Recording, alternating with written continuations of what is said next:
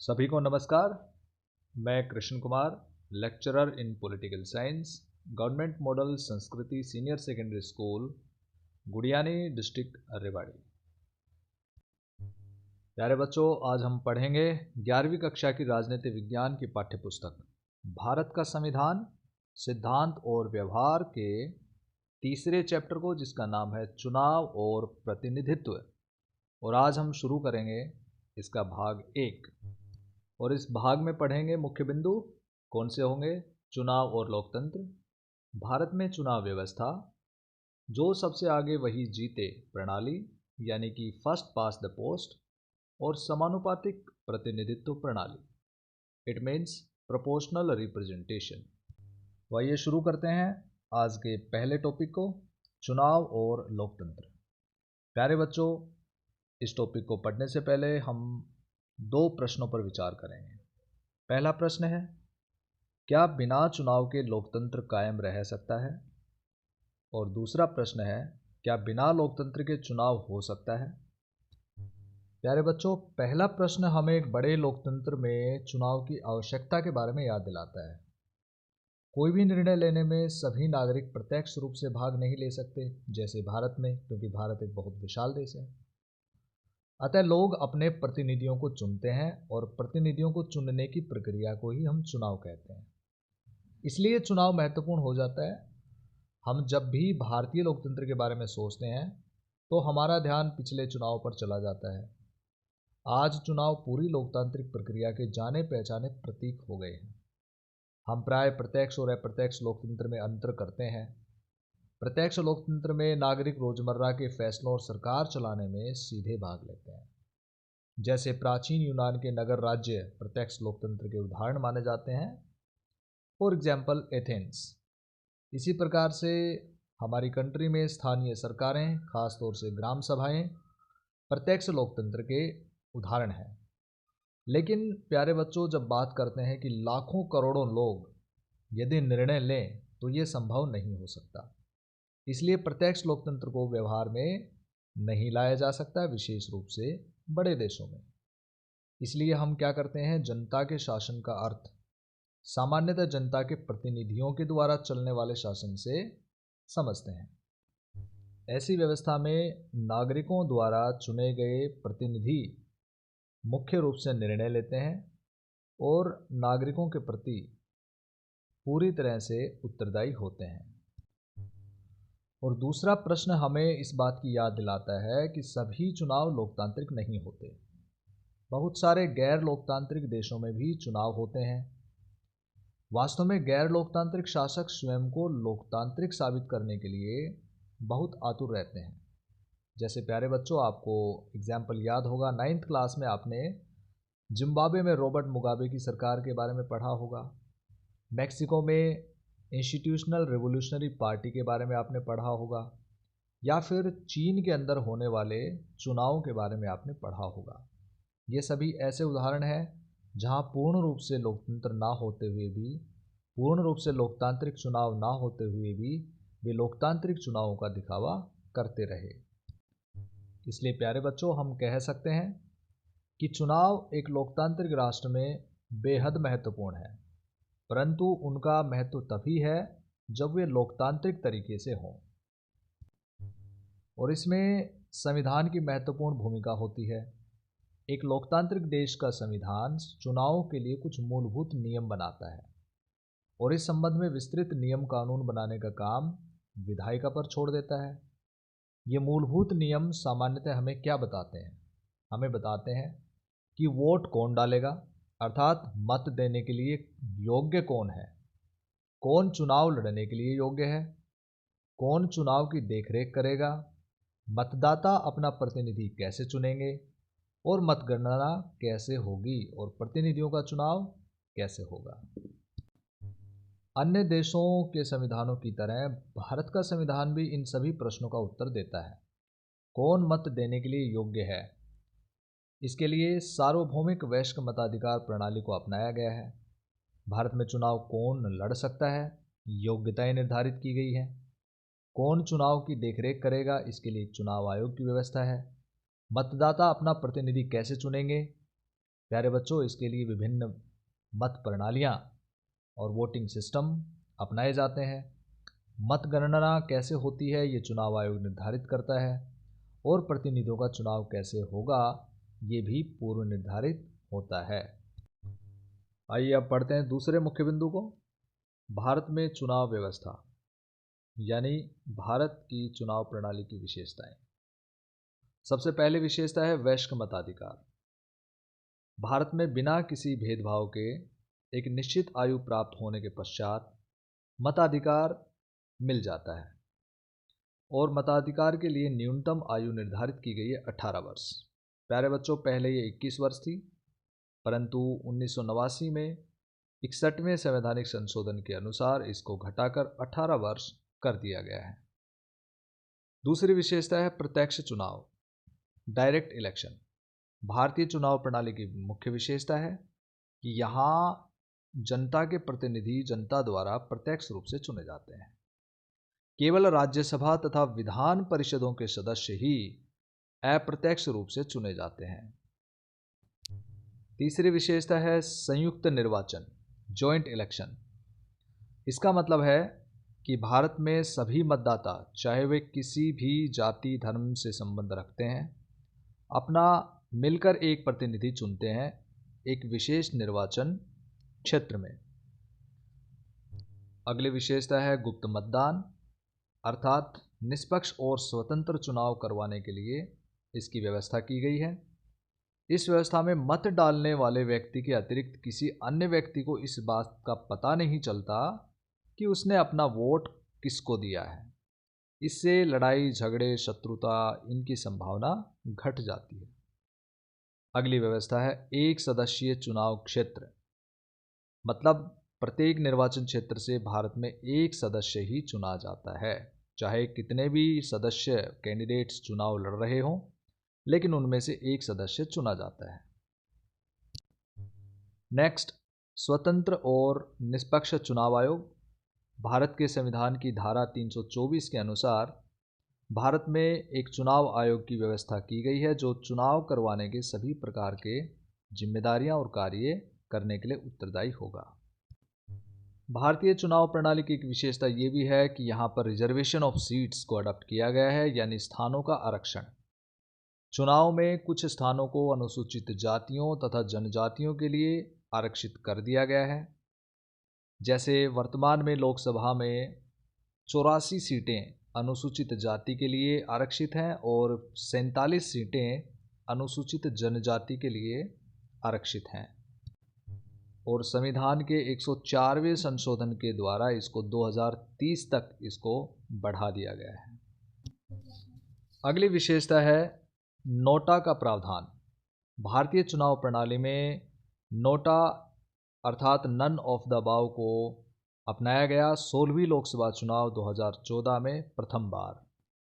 इस प्रावधान के अंतर्गत मतदाताओं को यह अधिकार मिलता है कि वे चुनाव में खड़े हुए सभी प्रत्याशियों को नकार सकते हैं। और आइए अब पढ़ते हैं भारत में अपनाई जाने वाली चुनाव प्रणालियाँ। सबसे पहले जो सबसे आगे वही जीते, फर्स्ट पास्ट द पोस्ट प्रणाली। प्यारे बच्चों, पाठ्य पुस्तक के इस भाग से हम समझते हैं जो सबसे आगे वही जीते। इस अखबार की कतरन को देखते हैं।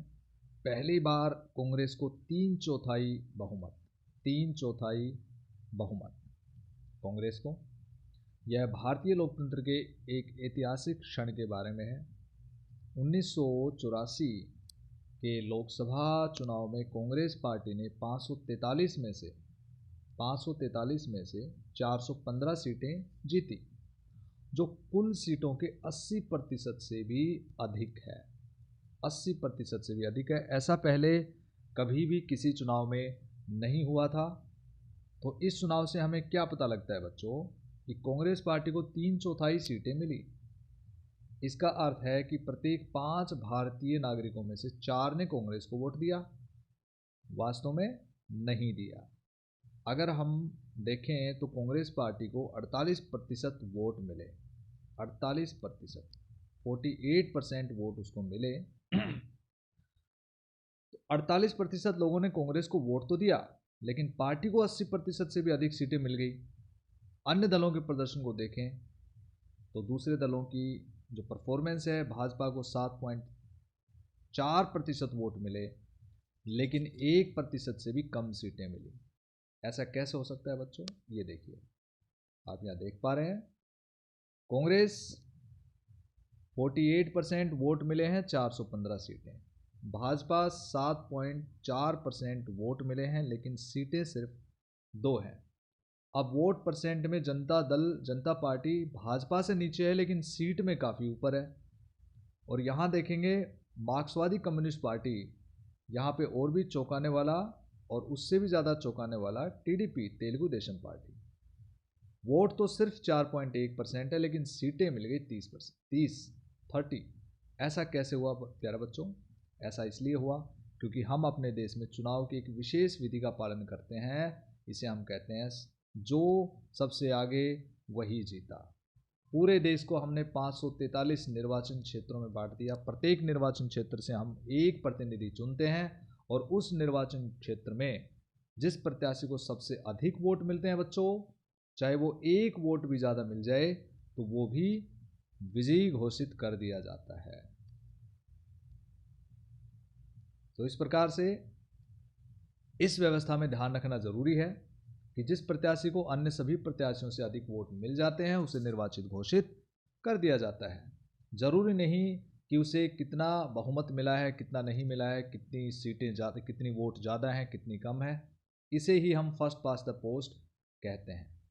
दूसरे उदाहरण की तरफ चलते हैं, समानुपातिक प्रतिनिधित्व। दूसरी प्रणाली है बच्चों समानुपातिक प्रतिनिधित्व प्रणाली। समानुपातिक प्रतिनिधित्व प्रणाली, ऊपर वाली प्रणाली की तुलना हम इजराइल में होने वाले चुनाव से करते हैं, जहां एक बिल्कुल भिन्न चुनाव व्यवस्था का पालन किया जाता है।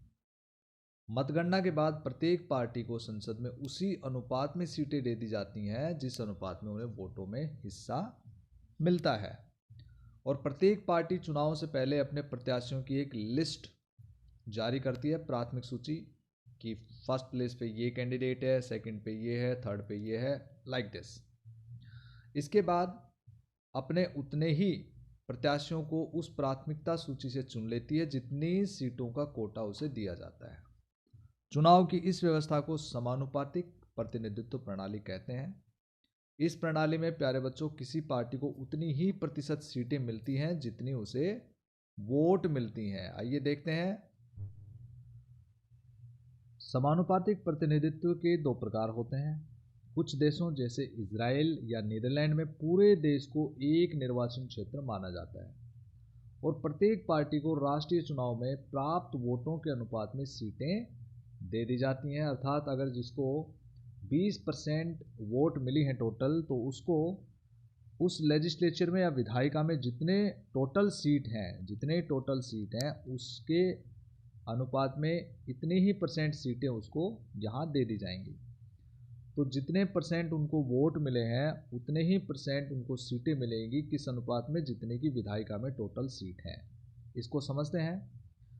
पहले ये देखते हैं, अर्जेंटीना और पुर्तगाल में दूसरा तरीका है जहां पूरे देश को बहुसदस्यीय निर्वाचन क्षेत्रों में बांट दिया जाता है।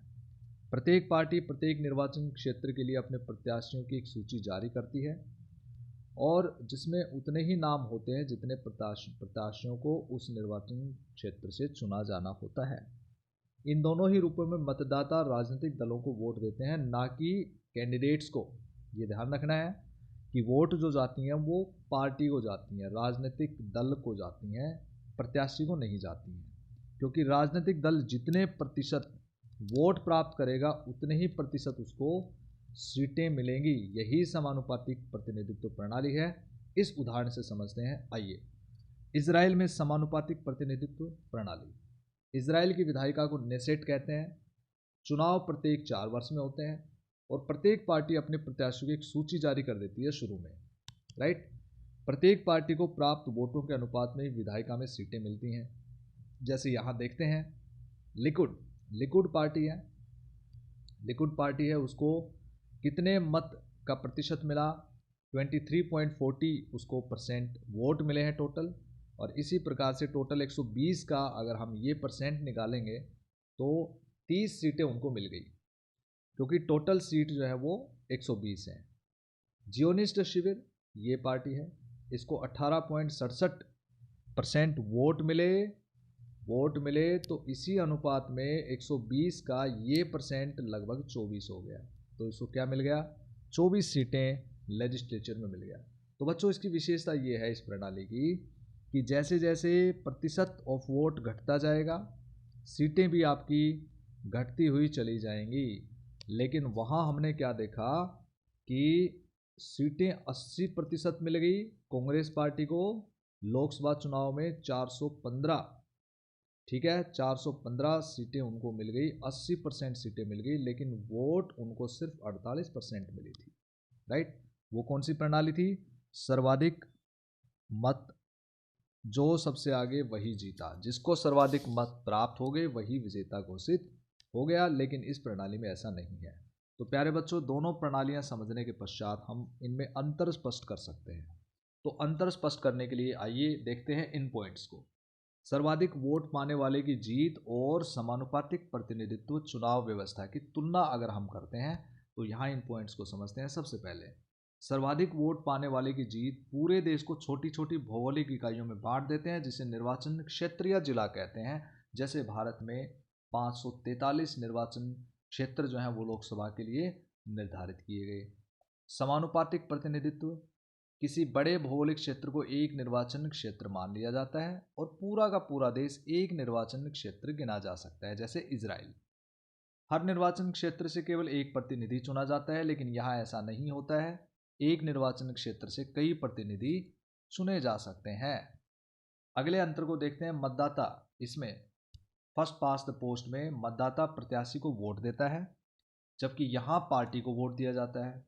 इधर पार्टी को प्राप्त वोटों के अनुपात से अधिक या कम सीटें विधायिका में मिल सकती हैं, लेकिन इधर ऐसा नहीं होता है। हर पार्टी को प्राप्त मत के अनुपात में विधायिका में सीटें हासिल होती हैं। विजयी उम्मीदवार को जरूरी नहीं कि वोटों का बहुमत मिले, लेकिन इधर विजयी उम्मीदवार को वोटों का बहुमत हासिल होता है, तभी वो चुनाव जीतता है। उदाहरण अगर हम देखें तो फर्स्ट पास द पोस्ट का उदाहरण भारत है और UK United kingdom of Britain, और इस तरफ समानुपातिक प्रतिनिधित्व प्रणाली के उदाहरण इजराइल और नीदरलैंड हैं। और प्यारे बच्चों, आप समझते हैं राज्यसभा के चुनाव में, भारत में राज्यसभा के चुनाव में अपनाई जाने वाली एक और प्रणाली समानुपातिक प्रतिनिधित्व प्रणाली। ये तीसरा स्वरूप है जो भारत में अपनाया जाता है राज्यसभा चुनाव में, ये देखने को मिलता है। इसे क्या कहते हैं, सिंगल ट्रांसफरेबल वोटिंग सिस्टम कहते हैं, यानी कि एकल संक्रमणीय मत प्रणाली कहते हैं। क्या होता है इसमें, प्रत्येक राज्य को राज्यसभा में सीटों का निश्चित कोटा प्राप्त है। जैसे आपके राज्य हरियाणा को 5 सीटों का कोटा प्राप्त है। ठीक है बच्चों, 5 सीटों का कोटा प्राप्त है। राज्यों की विधानसभा के सदस्यों द्वारा इन सीटों के लिए चुनाव किया जाता है, अर्थात हमारे जो मेंबर ऑफ लेजिस्लेटिव असेंबली जो होते हैं, एमएलए जो होते हैं, वो इनका चुनाव करते हैं। इसमें राज्य के विधायक ही मतदाता होते हैं, जैसे हम बात कर चुके हैं। मतदाता चुनाव में खड़े सभी प्रत्याशियों को अपनी पसंद के अनुसार एक वरीयता क्रम में मत देता है। जैसे मैं ABCD में से अगर कोई चुनाव करता हूं तो मैं किसी को फर्स्ट चॉइस दे दूंगा, किसी को सेकंड दे दूंगा, किसी को थर्ड दे दूंगा, किसी को फोर्थ दे दूंगा। इस तरह से प्रत्येक जो मतदाता होता है अपनी पसंद के अनुसार एक वरीयता क्रम में मत देता है। जीतने के लिए किसी प्रत्याशी को मतों का एक कोटा प्राप्त करना पड़ता है। एक कोटा होता है, इसमें यह नहीं होता कि आपका एक वोट ज़्यादा चला गया तो, या 50+ में अगर आप हो गए तो आपको जीत मिलेगी, ऐसा नहीं होता है। इसमें कोटा प्राप्त करना ही करना होता है, एक निश्चित कोटा होता है। ये कैसे निकाला जाता है ये देखिए, कुल मतदान यानी कि टोटल वोट्स, ठीक है, और कुल विजयी उम्मीदवार, कितने उम्मीदवार आपको चाहिए, और इस तरह से +1 और +1 हम कर देंगे तो उससे हमें निश्चित कोटा प्राप्त हो जाएगा। उदाहरण के लिए, यदि राजस्थान के 200 विधायकों को राज्यसभा के लिए 4 सदस्य चुनने हैं, मान लो 200 विधायकों को राज्यसभा के लिए 4 सदस्य चुनने हैं, तो विजयी उम्मीदवार को क्या कितना कोटा होना चाहिए, ये आपके सामने ये फॉर्मूला है।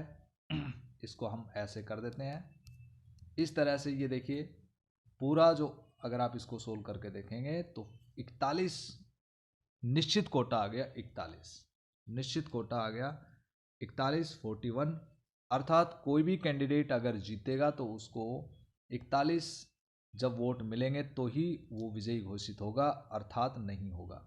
सबसे पहले जो गिनती होती है वो फर्स्ट चॉइस की गिनती होती है। उसके बाद यदि किसी कैंडिडेट को ये 41 कोटा प्राप्त नहीं होता है तो फिर सेकंड चॉइस को काउंट किया जाता है, जिसको भी प्राप्त होता जाता है उस कैंडिडेट को इलेक्ट घोषित कर देते हैं। इस तरह से ऐसा तब तक चलता रहेगा जब तक कि 4 सदस्य नहीं चुने जाएंगे। 4 सदस्य जब तक नहीं चुने जाएंगे तब तक ऐसा चलता रहेगा। प्यारे बच्चों, आज जो हमने इस वीडियो में पढ़ा है एक बार दोहराई करते हैं। सबसे पहले हमने पढ़ा चुनाव और लोकतंत्र। इसे हमने 2 प्रश्नों के माध्यम से समझा। भारत में चुनाव व्यवस्था या भारतीय चुनाव प्रणाली की विशेषताओं का वर्णन हमने किया। इसके पश्चात भारत में अपनाई जाने वाली मतदान प्रणालियां, जैसे जो सबसे आगे वही जीता, फर्स्ट पास द पोस्ट, और इसके पश्चात समानुपातिक प्रतिनिधित्व प्रणाली को हमने समझा इजराइल और भारत की राज्यसभा के सदस्यों के चुनाव के उदाहरण के साथ। और अंत में हमने डिस्कस किया समानुपातिक प्रतिनिधित्व प्रणाली और जो सबसे आगे वही जीता प्रणाली में अंतर। और अब बारी है गृह कार्य की। प्यारे बच्चों, इन प्रश्नों के उत्तर अपनी नोटबुक में लिखें और बार बार अभ्यास करें। पहला प्रश्न है, किसी भी लोकतांत्रिक राष्ट्र में चुनावों का क्या महत्व है? दूसरा प्रश्न है, भारतीय चुनाव प्रणाली की विशेषताओं का वर्णन करो। तीसरा प्रश्न है, भारत में राज्यसभा के सदस्यों के चुनाव के लिए कौन सी प्रणाली अपनाई जाती है और इस विधि का वर्णन करते हुए चुनाव प्रक्रिया के बारे में लिखें। और चौथा प्रश्न है, समानुपातिक प्रतिनिधित्व प्रणाली और जो सबसे आगे वही जीता प्रणाली में अंतर स्पष्ट कीजिए। तो बच्चों, ये था आज का पाठ। इस वीडियो में जो भी हमने पढ़ा, उम्मीद है आप सबको समझ में आया होगा। सभी का धन्यवाद।